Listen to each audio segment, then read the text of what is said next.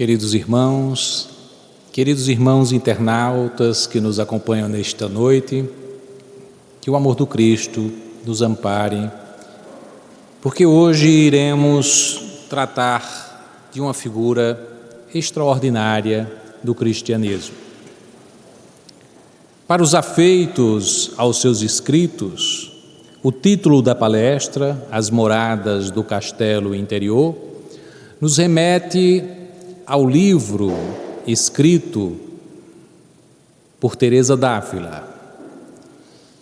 É exatamente esse personagem e o conteúdo deste livro que será o objeto de nossa reflexão, porque imaginemos-nos há 500 anos acompanhando esta figura emblemática que transformou o cristianismo naquela época e naquela localidade, em Ávila, a Espanha vivenciando os momentos negros da Inquisição, e ela aparece como um sol a brilhar naquelas trevas, tal como Francisco havia sido na Assis medieval dos 1100, 1200. Estávamos nos anos 1500. Ela havia nascido em 1515 e com 20 anos irá adentrar na ordem carmelita para iniciar uma atividade, toda ela de iluminação própria e daqueles com quem ela conviveu. É uma figura notável entre nós espíritas.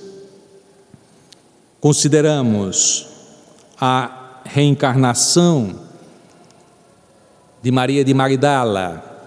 Ela é um personagem emblemático porque ela está vivendo uma época em que as mulheres não podiam ser alfabetizadas. E ela era uma leitora absolutamente ávida por novos conhecimentos.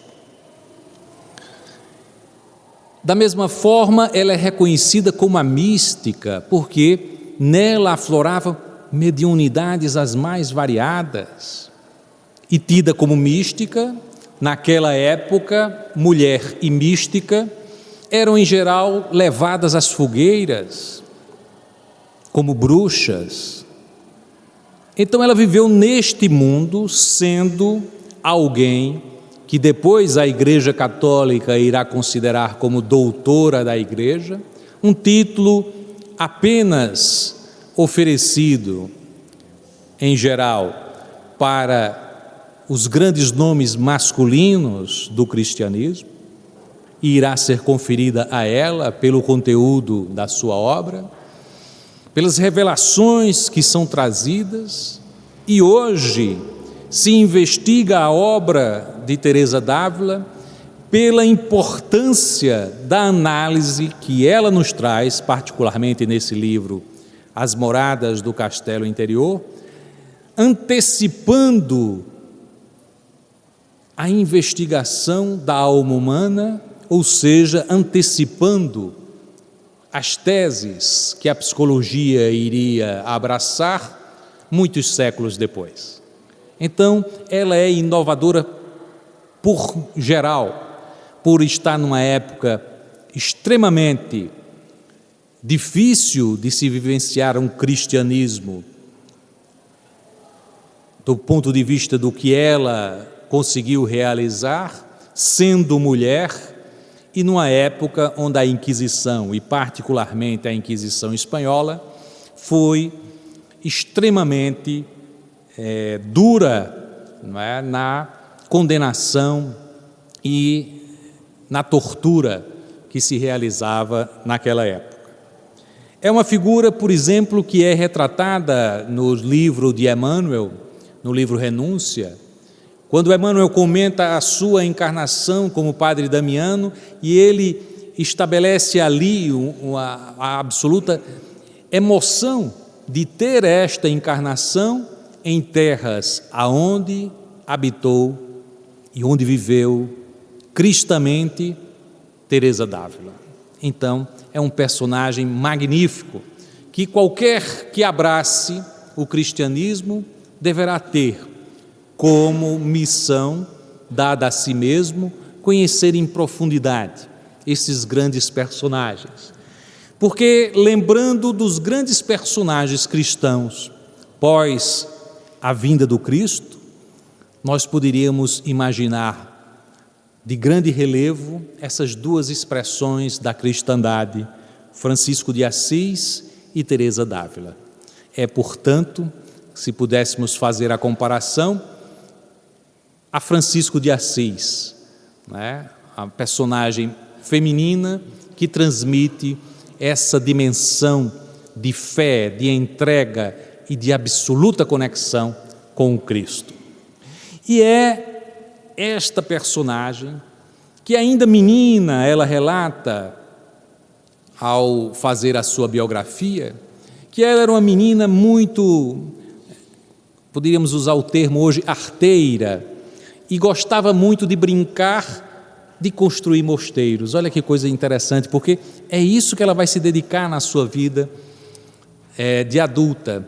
E ela era de uma casa, onde lhe foi dada toda a formação religiosa, mas o seu avô era judeu e tinha sido um judeu converso, e isso irá lhe causar mais adiante dificuldades, porque ela é trazida aos tribunais da Inquisição, primeiro pelos seus escritos, depois pela sua vida de mística, seus arrebatamentos, e também por ser literata, por ter escrito, e a mulher não era, atribuída a essa função. Na acusação que lhe fazem no tribunal da Inquisição, o representante do Papa afirma exatamente, categoricamente, ela, enquanto mulher, se acha no direito de escrever e de evangelizar para os outros, e tem arrebatamentos que tudo convoca a dizer que é um diálogo com o demônio. Então essas eram acusações que eram feitas. Imagine essa personagem viver há 500 anos e ter esta importância, ter este significado e hoje alcançar os nossos corações como um emblema de plena entrega ao Cristo Jesus.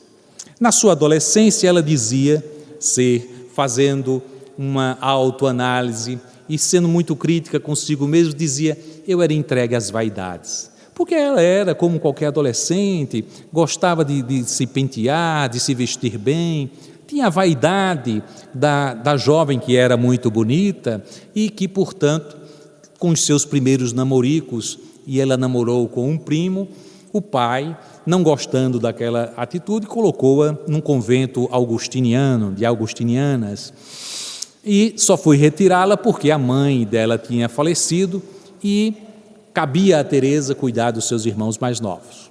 Ela aceitou o compromisso do pai e ficou entre os 18 e 20 anos, dedicada a cuidar dos irmãos mais novos, mas com 20 anos, ela, entregue aquele seu chamado, foge para um convento carmelita e ali inicia suas atividades.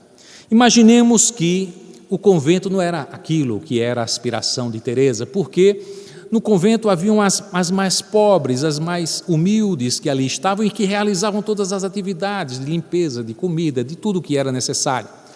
E aquelas que vinham da nobreza, da burguesia nascente, elas traziam recursos para o convento e, portanto, não tinham que se empenhar em absolutamente nenhuma atividade, e aquilo causava estranheza para o coração sincero, dedicado de Teresa. Aquilo não era a vida que ela queria, é tanto que mais tarde ela irá fazer uma reforma da ordem carmelita, propondo uma nova ordem, a ordem das carmelitas descalças, toda envolvida na dedicação para a contemplação e para as atividades caritativas. Ela sai do mosteiro das carmelitas com quatro irmãs, e depois se juntam a ela mais 8, Então tinha ela 12 companheiras, como em geral acontece, como Francisco iniciou as suas missões com 12 companheiros, como Cristo tinha os seus 12 apóstolos. Então ela se dedicou a essa atividade de reformar a ordem religiosa e se propôs, dessa forma, a um certo enfrentamento com a forma de agir da cristandade de então, da Igreja Católica. Ela vivia num momento muito também intenso, porque imaginemos, estávamos nos anos 1500 e, portanto, o mundo novo, a América havia sido descoberta e a Espanha se lançava com o melhor da sua juventude e ia ao encontro da busca dos dinheiros, dos tesouros oferecidos pelo mundo novo. E muitos dos que iam pegavam as suas esposas e colocavam nos conventos. Então ela via que aquela não era uma prática adequada, né? E como pagavam, né, para que as esposas estivessem lá, logicamente protegidas, né, de cometer o adultério, menos preocupados de que elas fossem ali se dedicar à atividade cristã. E naquele sentido, aquilo tudo feria muito a ideia de Teresa, mas Teresa também era uma mulher do seu tempo e a ela incomodou bastante porque o movimento de contestação da Igreja Católica, né, nas suas variadas expressões do protestantismo, se fazia presente e ela tinha, como mulher do seu tempo,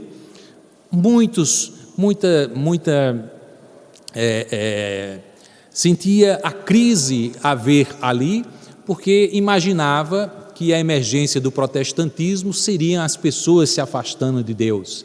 E ela era voluntariosa, queria ir ao encontro das pessoas, evangelizar, salvar almas. E imaginava que o mundo novo precisava de que aquelas almas fossem salvas. E que era preciso que os católicos chegassem antes dos evangélicos, dos protestantes, para que aquelas almas não fossem perdidas. Mas há um momento em que ela diz, mas eu não posso realizar isso. E ela se vê numa condição de humildade e naquela dimensão de humildade ela diz, eu posso ajudar com o mundo, realizando as minhas atividades junto a essas que me acompanham no convento. Então os escritos dela é direcionada para as suas irmãs e é um escrito vocacionado a atingir a alma humana para o encontro com Deus.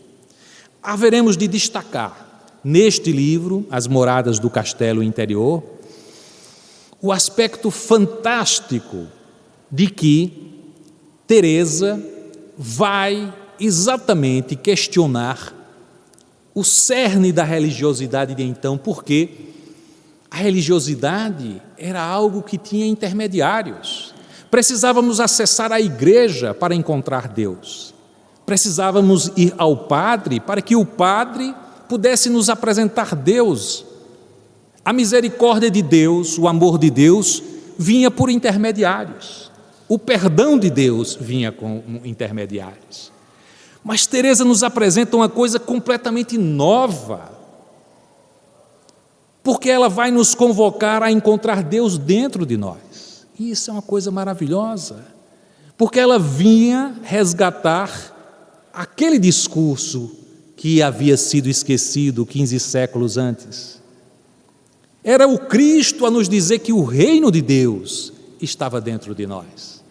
Mas a igreja, que se dizia cristã,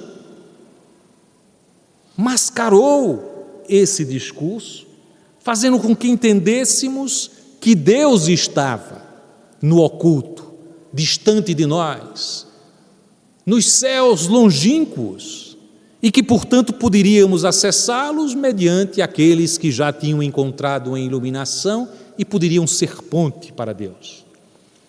Mas Teresa nos faz um convite. Deus mora dentro de nós. O livro As Moradas do Castelo Interior, ela faz uma simbologia maravilhosa. Ela diz, a alma humana é como um diamante ou um castelo. Nesse castelo há muitas moradas, muitas salas. E é engraçado porque aí há uma ponte com o Evangelho de João em seu capítulo 14, quando é o próprio Jesus a nos dizer: eu vou vos preparar um local para onde eu vou, porque eu já vos havia dito, há muitas moradas na casa do meu Pai.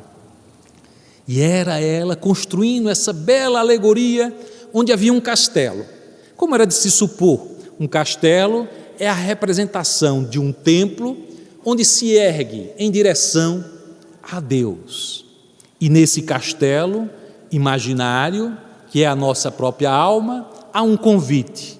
E o convite para adentrar nesse castelo. E ela vai logo nos capítulos iniciais dizendo: não quero confundir o leitor, porque na realidade parece estranho que a própria alma queira entrar nela mesma. Somos nós. Mas é um convite extraordinário, uma percepção clara que muitas vezes não é uma questão unicamente de local, não é você adentrar um local. Muitas vezes estamos num local sem estar necessariamente. Podemos estar nessa assembleia e não estarmos aqui. Nosso pensamento vagueia, vai para outros lugares. E ela de fato diz: a nossa alma é como um castelo. Esse castelo se faz protegido, como todo castelo que era conhecido. Havia um fosso circundando com répteis e outras coisas lá para criar dificuldades de acesso ao castelo. Então, era preciso encontrar a chave, algo que permitisse que aquela ponte se dirigisse a nós outros e nós pudéssemos adentrar ao castelo. A porta se abria, a ponte era lançada e a pessoa adentrava. E ela diz: o primeiro desafio que encontramos para ir ao encontro de Deus, que mora na morada central desse castelo, na sala central desse castelo mora Deus. E o nosso desafio de ir ao encontro de Deus, buscando a nossa própria alma, é primeiro decidir: vamos entrar no castelo. Porque é o primeiro grande desafio. Nós estamos diante do castelo, mas fora do castelo existem belezas outras, atrativos outros, os atrativos do mundo. E poderíamos estar, como ficamos ao longo de tantos tempos, de costas para o nosso castelo, olhando para as delícias do mundo. O grande desafio é exatamente começar a escolher, não mais as delícias e os desafios do mundo, mas olhar para esse castelo, que é um desafio novo, mas é onde, lá dentro, numa sala interna, Deus faz morada. Esse é um desafio extraordinário que ela nos convoca, porque Deus está dentro de nós. Não está nos céus perdidos, onde só podem acessar os eleitos. Está dentro de cada um de nós. É uma coisa revolucionária. É revolucionária essa imagem trazida por Teresa. E aí há o desafio. Como acessar esse castelo? E ela diz: tem uma chave. A chave é a oração. Mas a oração tem que ser feita sabendo que é um diálogo. E quando dialogamos, precisamos saber com quem dialogamos. E precisamos ter o respeito por quem estamos a dialogar, porque estamos dialogando com Deus. É uma coisa fantástica. Lá dentro do castelo há de ter o Senhor. É uma imagem que precisamos imaginar o Cristo interno habitando dentro de nós.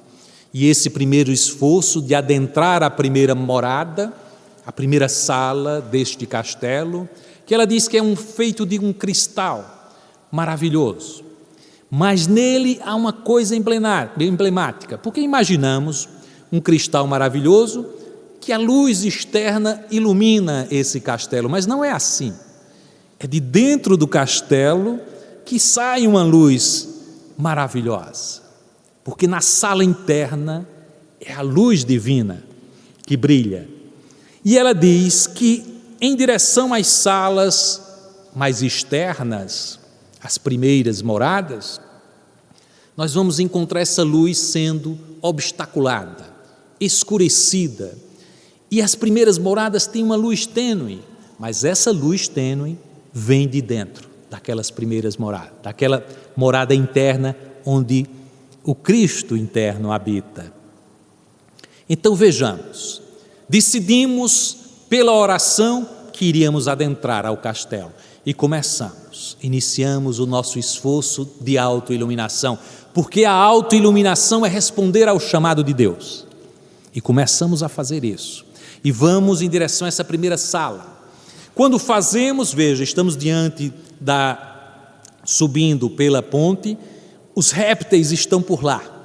E imaginamos imediatamente que não nos acompanham outros animais peçonhentos, mas ela diz, os nossos pensamentos ainda estão turbados. Realizamos a oração, mas estamos orando a Deus e outras coisas contaminam o pensamento. E ela faz uma alegoria de que ali há serpentes, bichos peçonhentos, e carregamos para as primeiras salas. Carregamos nós e lá mesmo existem os bichos peçonhentos, porque a primeira morada é um esforço nosso em direção à iluminação, mas ainda não somos perfeitos. Nas primeiras moradas habitam os grandes desafios. Ela faz a alegoria dos bichos peçonhentos, mas elas são o orgulho, a vaidade, tudo aquilo que age para nós outros como bichos peçonhentos, como venenos para a nossa alma. E ela diz, nesse instante é necessário não desistir, não querer sair do castelo, decidir-se a avançar em direção à segunda morada. Essas primeiras moradas, a primeira, a segunda e a terceira, é todo um esforço aonde a oração que é feita é aquela oração ascética, é uma oração baseada na disciplina que nós vamos fomentando no dia a dia. Dizemos, é importante o caminho de ir em direção a Deus, mas eu preciso fazer isto com uma disciplina.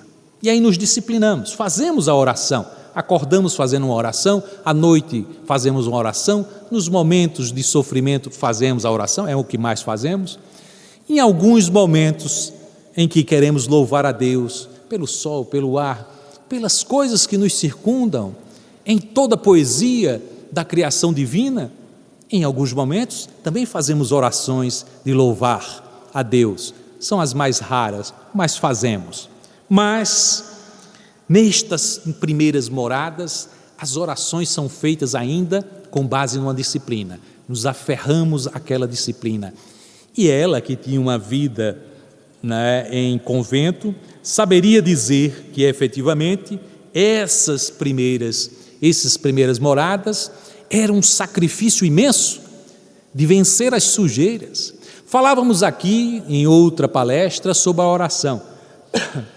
E a oração, na mensagem de Emmanuel, significava a oportunidade de clarear as salas escuras de nossa alma. Que coisa interessante essa passagem de Emmanuel, quando a gente traz para essa escrita de Teresa d'Ávila, porque é exatamente isso. A oração não vai fazer sumir as sujeiras, mas ela ilumina para que possamos identificar aonde é que está sujo, aonde está desarrumado e podermos realizar essa atividade de autoiluminação. Mas estamos nas primeiras moradas, e na primeira morada destaca-se, tal como na primeira bem-aventurança do Cristo, a nos dizer que o passo da iluminação necessita simplicidade e humildade. E é essa primeira dimensão em que, embora saibamos que somos bastante orgulhosos, reconhecemos em Deus a bondade infinita. É o primeiro estágio desse processo de evolução e somos atraídos pelo seu convite. E quando fazemos isso, ela relata, nesses instantes, uma dificuldade tremenda, porque nós não queremos mostrar todas as nossas iniquidades a Deus. Sabemos que somos iníquos, que somos vermezinhos diante da beleza de Deus e não queremos ofender Deus. É um primeiro sintoma da humildade, que é uma humildade ainda não operante, é uma humildade de se reconhecer infinitamente pequeno diante da imensidade do amor divino que nos é dirigido.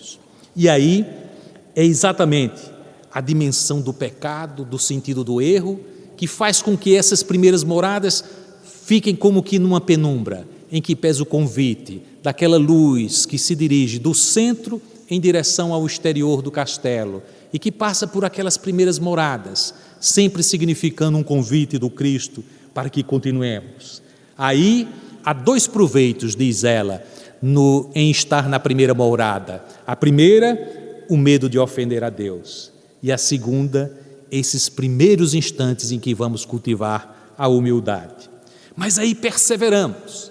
E só os que perseveram, como dizia o Cristo, que era necessário para a salvação que fôssemos perseverantes. E diz Teresa d'Ávila, adentramos na segunda morada quando somos perseverantes.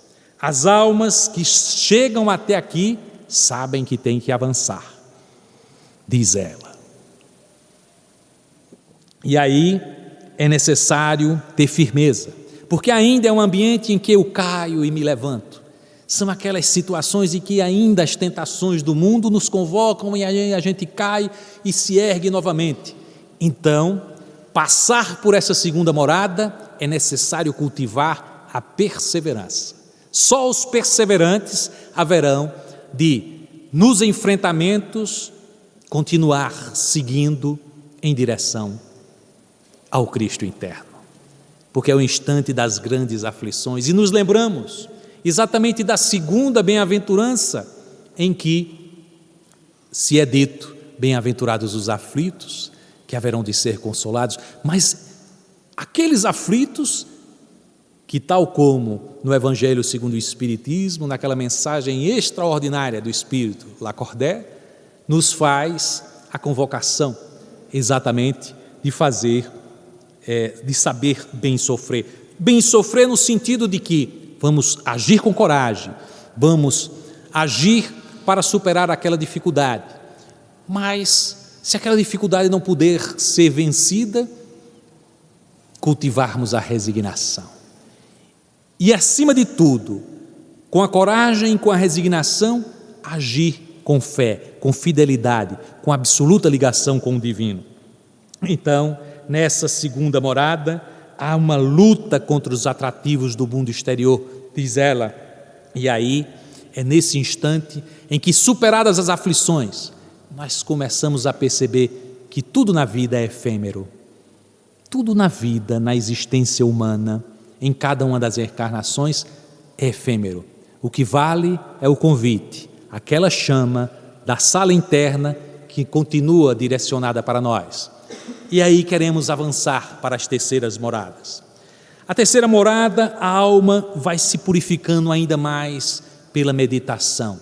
E continuamos essa nossa jornada por uma experiência de orar no secreto de nós. É a vivência daqueles instantes de meditação em que nos fazemos prontos para acolher os sofrimentos porque passamos, já com uma outra visão, porque começamos a cultivar a mansuetude, tal como na bem-aventurança que nos é exposta pelo Cristo, já estamos vendo a vida por um outro prisma. Essa já é uma sala mais clara.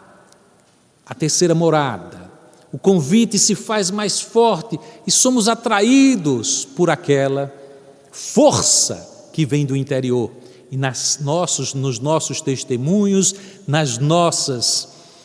nos nossos enfrentamentos, já temos uma dimensão de não tanta rebeldia, já não caímos tanto como antes, quando estávamos nas duas primeiras moradas.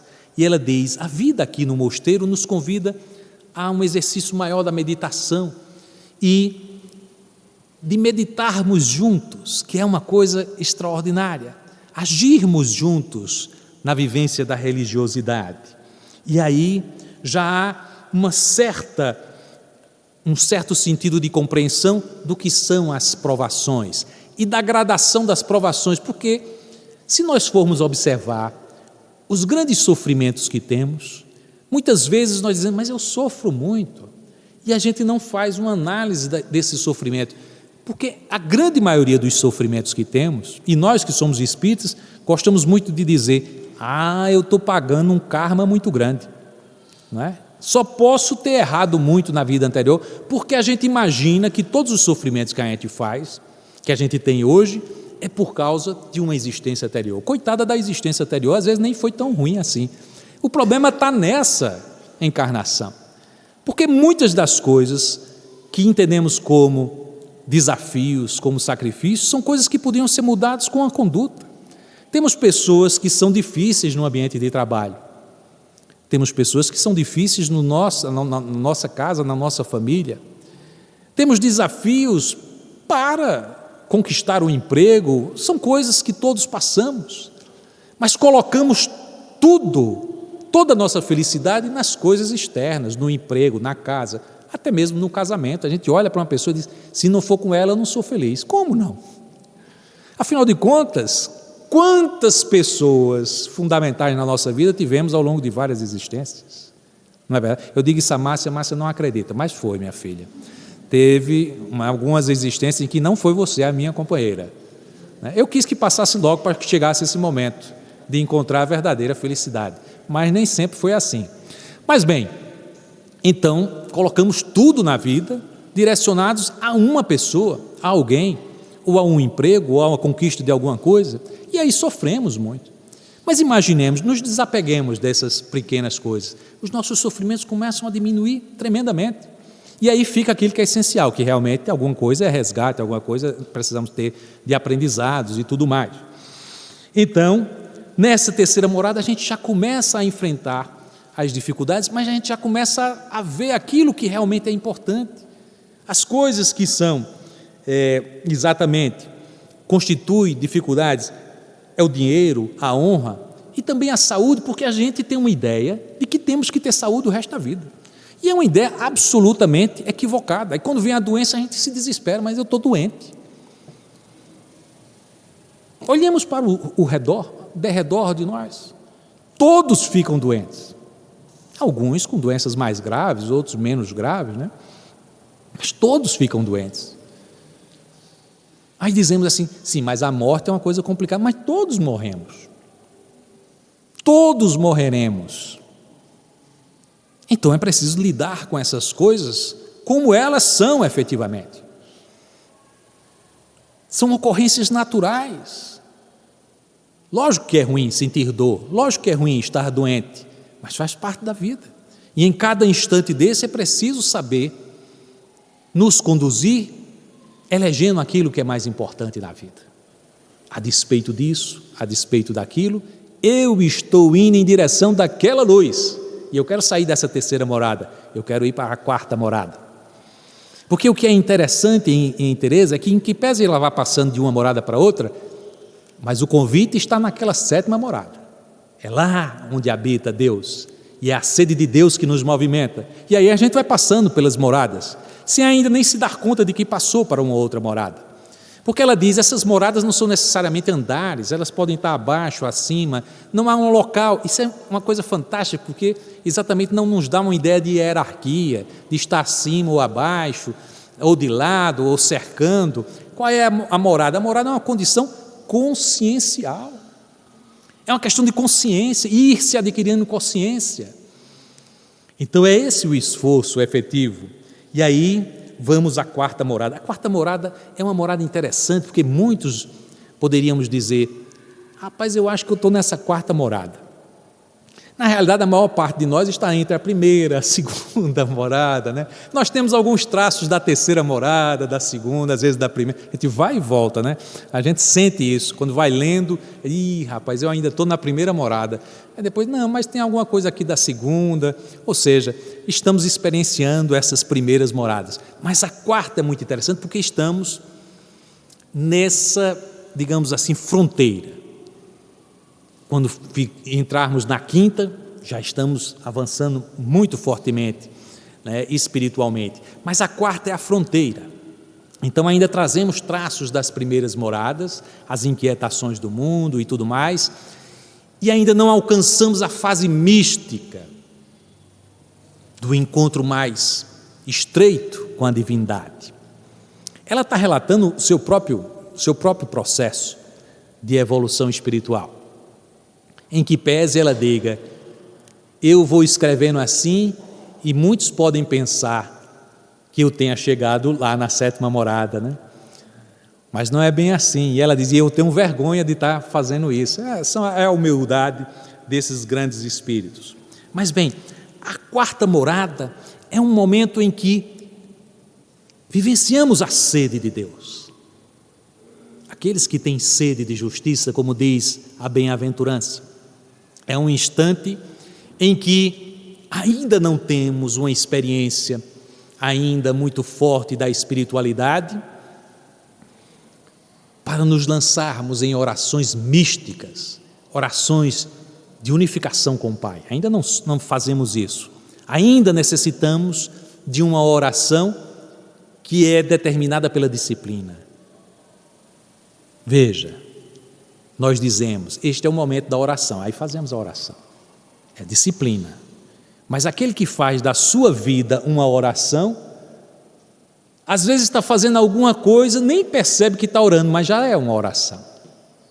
Ou não? Qual é a maior oração?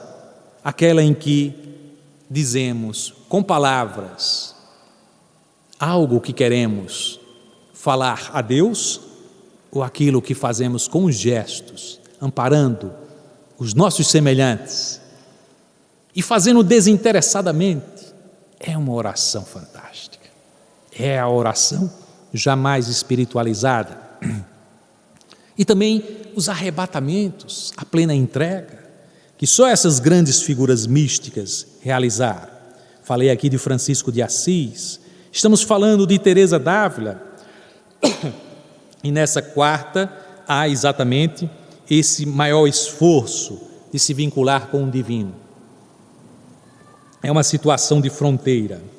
E ela diz uma frase fantástica nessa passagem, porque ela faz uma advertência para nós outros. Não está a coisa em muito pensar, mas em muito amar. Então o encontro religioso, a busca de Deus, não é uma busca intelectiva, é uma busca de ação, é uma busca de encontrar o outro.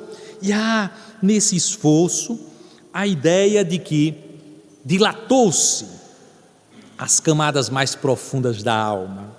E aí a oração já é feita com maior quietude, já não ouvimos mais os barulhos do mundo, os reclamos, as suas distrações. E aí já fazemos uma oração mais de unificação com o Pai.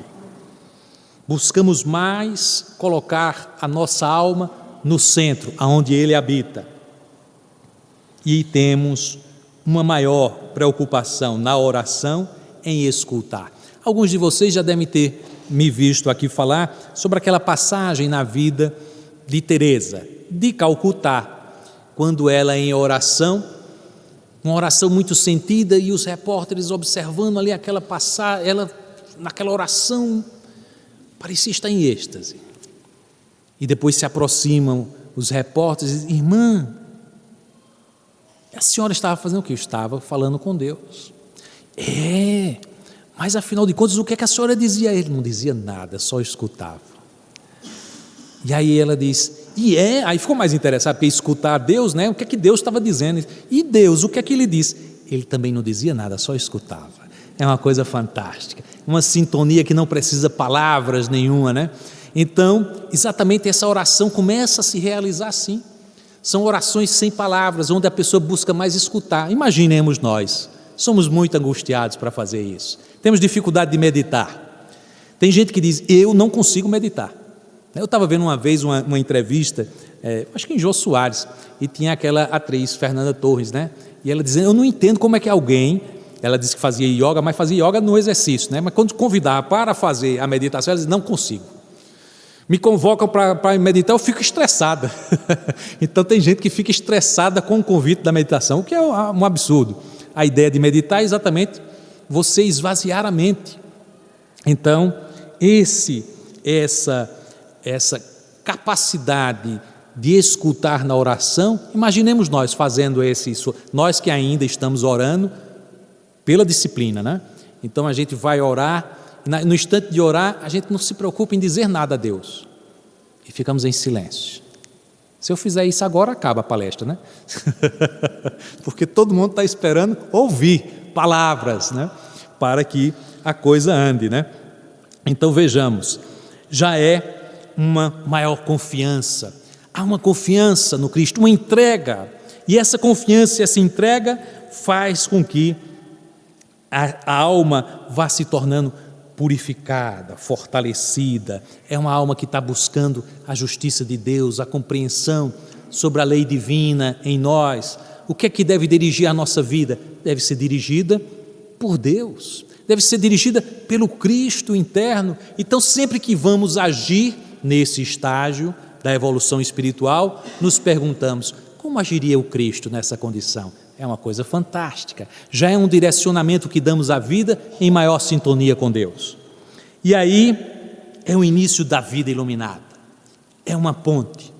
Em breve estaremos na quinta morada, e na quinta morada o mundo profano já não tem mais nenhuma influência sobre a alma, ela está livre de todas as amarras.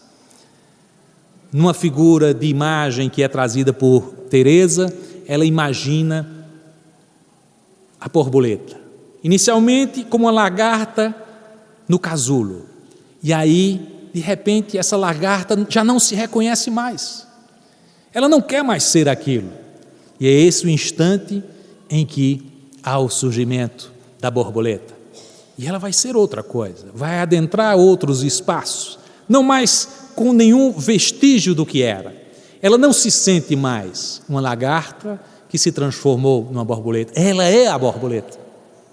E é essa transição extraordinária que ocorre. E aí podemos imaginar, e diz Teresa, poucas pessoas conseguem adentrar a quinta morada. Certamente que ela ainda não tinha sabido que havia essa assembleia na Seja, senão diria: 200 entraram hoje na quinta morada. Vocês já estão percebendo que no estágio em que estamos, essa é a quinta morada. Pelo menos esperemos que seja, né? Estamos na quinta morada agora, a partir de agora. A prova de que entramos, comecemos a observar. Se começamos a sentir a suavidade, os olores suaves da presença de Deus junto a nós. Se estamos sentindo isso, estamos na quinta morada. Esse bicho de seda se transformou exatamente na borboleta. E aí a oração já não é mais uma oração comum. É uma oração que se faz, muitas vezes, como aconteceu com ela, mística, como que saíssemos do corpo. Vocês estão notando que a gente está falando aqui e ninguém está mais sentindo o seu corpo. Já estamos flutuando naquela completa compreensão da presença de Deus. É aí que reconhecemos que estamos na quinta morada. Ela, Teresa, era reconhecida como a santa dos êxtases, mas dela se fala de várias mediunidades. Clóvis Tavares, espírita, amigo de Chico Xavier, faz no seu livro A Mediunidade dos Santos o relato de vários episódios extraordinários da mediunidade de Teresa d'Ávila, e também de 2 companheiros extraordinários que a acompanharam na vida, o que nos dá conta de que esses missionários, os grandes missionários que vêm ter conosco, fazem parte de um grande projeto. Imaginemos, e nós sabemos, a chegada de um Chico Xavier em Minas Gerais no início do século passado se fez acompanhar de tantos outros que o cercaram. Amigos espirituais que estavam ali em Belo Horizonte, nas cercanias, em Pedro Leopoldo. Em Sacramento vem o grande apóstolo, para que tivéssemos a presença de Cristo, com Eurípides Barçanufo inaugurando a presença do Espiritismo naquelas terras, para que a chegada de Chico também se fizesse. E nós vamos ter São João da Cruz como grande companheiro, também místico, também comentado por Clóvis Tavares com a sua mediunidade prodigiosa e a presença de um personagem fantástico, que é orientador espiritual de Teresa, com quem ela vai conversar sobre aquilo que ocorria com ela, porque ela também, criada naquele ambiente católico, muitas vezes questionou aquele arrebatamento. Ela dizia: será que é Cristo mesmo que vem falar comigo? Será que eu falei com um anjo ou é coisa do demônio? Ela tinha aquelas dúvidas, não é? Que lhe tomavam o coração naqueles instantes, e ela, portanto, tinha na presença de Pedro de Alcântara, na presença de Pedro, né, de Alcântara, ele vai ter uma presença forte como o seu orientador espiritual. E Clóvis Tavares fala de várias mediunidades desses três. Fala de mediunidades em que eles andam sobre as águas. De repente não estava notando, alguém convoca do outro lado do rio e ele atravessa um rio caudaloso. Olha que coisa fantástica. Deslocamentos. De repente estava fazendo uma oração numa igreja, aí se recolhia. E há relatos de que ele estava noutra cidade. São coisas fantásticas desses três personagens que têm uma mediunidade fantástica. São João da Cruz era aquele que fazia relatos sobre experiências místicas profundas e que vai falar sobre a noite escura.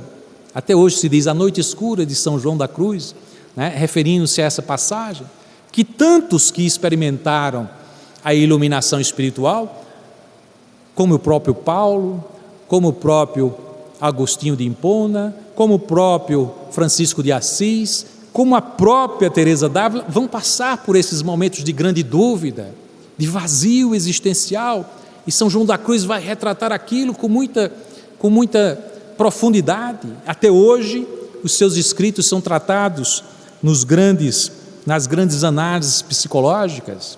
Pois bem, esses três estavam ali, grandes médiuns, a conversar um com o outro, a se sustentar nas suas experiências místicas profundas. E Teresa era dessas orações de arrebatamento. Em uma oportunidade ela relata que um anjo se fez presente junto a ela. É um relato extraordinário. E ela diz: ele tinha como que uma lança, e essa lança me feria, mas não feria o corpo, feria a minha alma. E não era dor que eu sentia, mas uma profunda satisfação, porque me via incendiada a alma de amor por Deus. Olha que expressão maravilhosa que ela retrata. E Benigni vai fazer uma estátua que está hoje em Roma, que é uma estátua famosa, o êxtase de Santa Teresa, magnífica, para quem quer ver esse êxtase de Teresa como obra de arte. E tanto Teresa quanto Francisco são objeto da paixão dos artistas, para retratá-los nas suas mais diversas expressões de atividade religiosa. Mas Teresa, portanto, era aquela das grandes experiências místicas, e por causa dessas experiências místicas foi atacada fortemente, e ela teve que ser recolhida ao mosteiro enquanto o processo corria, e foi defendida exatamente pelos seus amigos de então, espirituais, e os conselheiros, que afirmaram ser os seus escritos não obras inspiradas pelo demônio, como era a preocupação de então, mas de profunda ligação religiosa com o divino. E aí adentra-se a sexta morada. A sexta morada já é o local aonde irá se dar o noivado. Porque estamos falando de adentrar ao castelo para a realização do noivado. Estamos nos fazendo casar com o Cristo. O casamento na dimensão religiosa tem sempre essa ideia da unificação. As pessoas imaginam casar com o Cristo como se fosse um casamento tal como realizamos na carne, com seus apelos sexuais e tudo mais. Nada. O casamento é unificar-se. e estamos próximos da realização do casamento. Diz Teresa que na sexta morada, a alma já abandonou completamente todas as tentações exteriores. Ela dizia mesmo que na quinta morada, poderia ser até que viesse algum bicho peçonhento estar presente ali, mas a alma já nem sentia nada.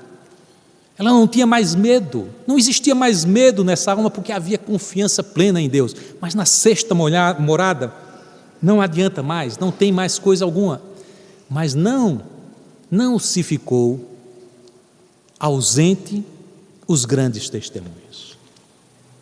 Os grandes testemunhos acontecem ainda na sexta morada, mas é o momento de se experienciar os grandes sofrimentos na atitude de quem confia plenamente em Deus, de quem diante dos sacrifícios diz: Pai, faça-se conforme a sua vontade, mas haverá de se passar pela noite escura, como passou Teresa d'Ávila, como passou Francisco de Assis, como passou todas as grandes expressões do cristianismo, e superar, porque aqui a grande ferida na alma é a ausência de Deus. E ela diz, nessa sexta morada, a ânsia de alcançar Deus é tão grande que se deseja a própria morte. Olha que coisa fantástica. Não é a morte de um suicida, é o desejo de ir ao encontro de Deus, ao encontro do Cristo, saudade do Cristo. Olha que coisa fantástica. Alguém que fala da saudade do Cristo é porque conheceu o Cristo antes da encarnação. Saudade do Cristo, vontade de morrer, mas morrer na dimensão do que ela diz: a morte é o caminho para se alcançar ao Cristo. E é o momento em que se enfrenta as grandes incompreensões, os amigos abandonam, não entende essa entrega tão grande, essa dedicação tão plena, e diz: o que aconteceu? Está louco? Ou então é coisa do demônio, não se vive dessa forma. Ela experimentou tudo isso, mas a sexta morada é interessante, porque o Cristo vem visitar na sexta morada. Aqui e ali é o Cristo que vem, a pessoa experimenta aquele êxtase, e ele retoma, mas retoma a sétima morada, porque precisamos caminhar em direção à sétima morada. E aí, a sétima morada é o ambiente em que a pessoa, já tendo vivenciado e experimentado o céu na terra, a vinda do Cristo para nos visitar, a misericórdia divina, portanto, tem lugar nas experiências desses que alcançaram essas moradas superiores, e também a pureza de coração. Já nos fazemos puros de coração, e esse vaso purificado pode receber a seiva divina. É o Cristo nos visitando nessa sexta morada. A sétima morada, aí já é o encontro, a perfeita sintonia. Já atingimos o nosso objetivo de encontro. E aí a alma é tomada por esposa do Cristo. E aí o Senhor parece querer manifestar-se naquele. E a grande coisa que acontece, e diz Teresa, é que a alma que chega ao encontro do Cristo sente a vontade de retornar para auxiliar os irmãos que estão mais atrasados. E o grande encontro com amor é querer ser amor para os outros. É uma coisa fantástica. Que ideia extraordinária de há 500 anos, expressa nesse livro da morada interior. E ela faz um resgate extraordinário de Marta, porque na passagem evangélica, vocês se lembram, há a passagem que Jesus está na casa de Marta e de Maria, e Marta está cuidando dos afazeres, Maria está na contemplação ouvindo o Cristo, e Marta vai reclamar com o Cristo de que Maria deveria ajudá-la nos afazeres domésticos, tinha muita coisa a fazer. E é o Cristo recriminando, dizendo: Marta, Marta, Maria está com a melhor parte, que era da contemplação. Mas aí Teresa tem uma visão extraordinária de que todos nós, na realidade, somos Martas e Marias. E precisamos ser Marta e Maria. Não é uma questão de escolher entre Marta e Maria. Porque Cristo chegou na nossa casa. E da mesma forma que precisamos estar atento ao que Ele nos fala, precisamos ofertar-lhe o alimento, agasalhá-lo bem, ampará-lo bem, trabalharmos para o Cristo, é a atividade que Marta realizava.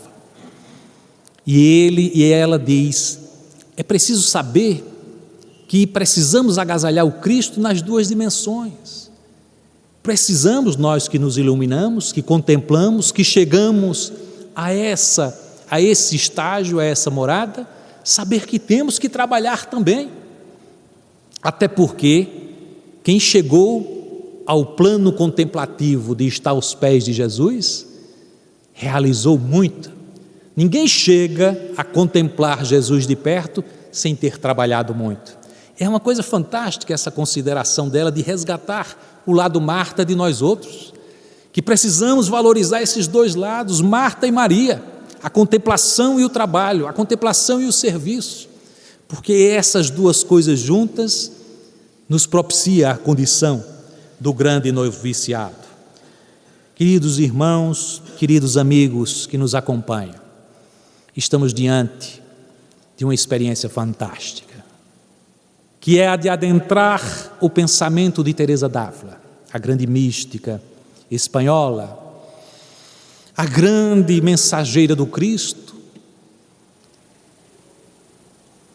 que reverbera em nossos corações 500 anos depois, a sua mensagem simples e transformadora, feminista antes do tempo, transformando a mensagem do Cristo ao nos oferecer a ideia que era do Cristo nas suas mensagens, mas que foi incompreendida, de que o reino de Deus está dentro de nós, que devemos fazer a viagem interna de buscar o Cristo, nos purificando, limpando as impurezas da vaidade e do egoísmo, abraçando o nosso irmão de jornada, indo em busca da fonte viva, que é o próprio Cristo, nos iluminando em cada passo, com aquele sol radiante que dentro de nós é convite permanente, para que nos transformemos, para que sejamos instrumentos da sua paz,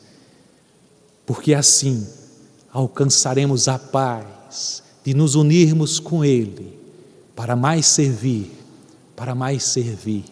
como Marta e Maria, sigamos a nossa jornada iluminativa, atendendo sempre à convocação do Cristo, que lá de dentro nos convida. É o instante de iniciarmos com os nossos esforços a oração redentora, que se faz ponte e que depois, pela disciplina, nos aproxima do trabalho cristão, e pela aproximação do trabalho cristão, já oramos diferente, já oramos em plena comunhão, fazemos a oração do êxtase, da completa contemplação da luz divina em nós. Que o amor do Cristo nos ampare e acompanhe para todo sempre.